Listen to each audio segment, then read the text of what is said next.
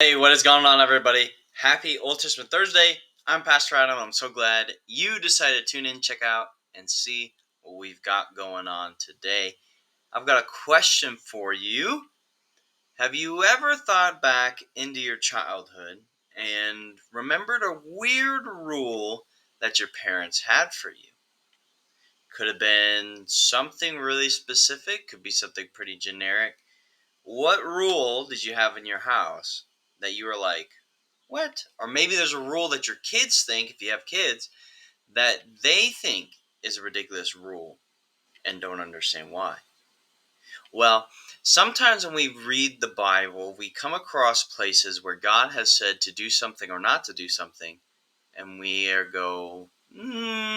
God, that's a little weird. Why would you do it that way? Here in Deuteronomy chapter 14, where we'll end up, you might ask that question. Why does the Bible say this? Why does God forbid this? Why does God say you have to do it this way? All these different things.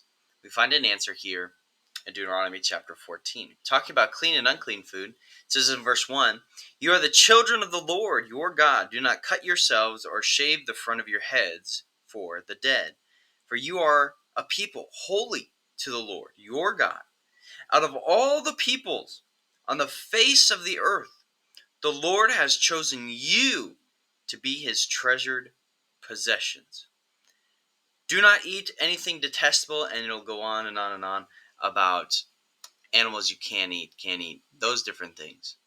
And so you may be wondering, why does God have all these rules? Why does God have forbade the Israelites to do this certain thing or to eat those certain things or not to eat those things? And it's because of this.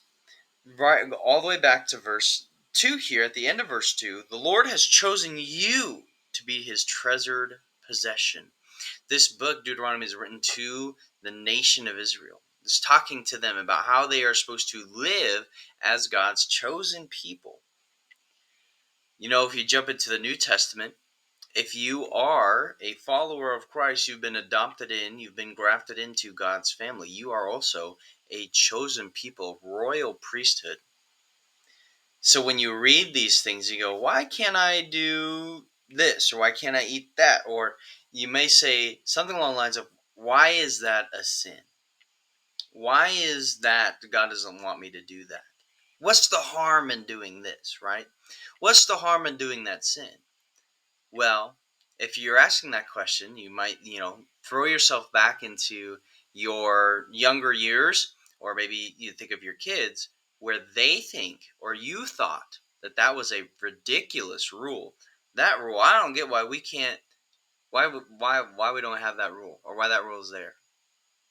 It isn't until later and you become more mature or you see it from God's perspective of why those things are rules.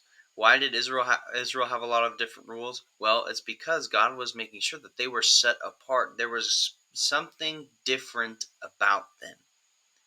You see that over in the book of Daniel, where Daniel and his buddies go on to eat just vegetables, and they don't eat the king's food because it would defile them. It would go against what Deuteronomy 14 had said.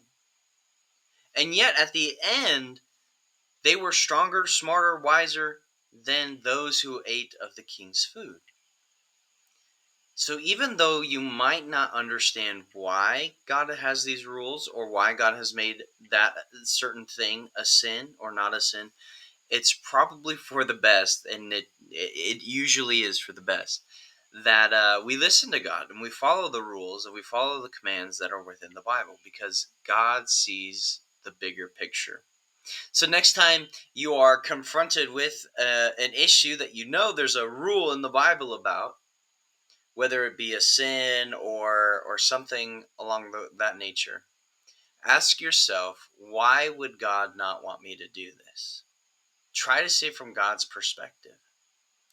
And a mature believer will come to the decision of, if God doesn't want me to do that, then I won't do that. For the reasons of Deuteronomy chapter 14, realizing that we are God's chosen people and we are to be set apart.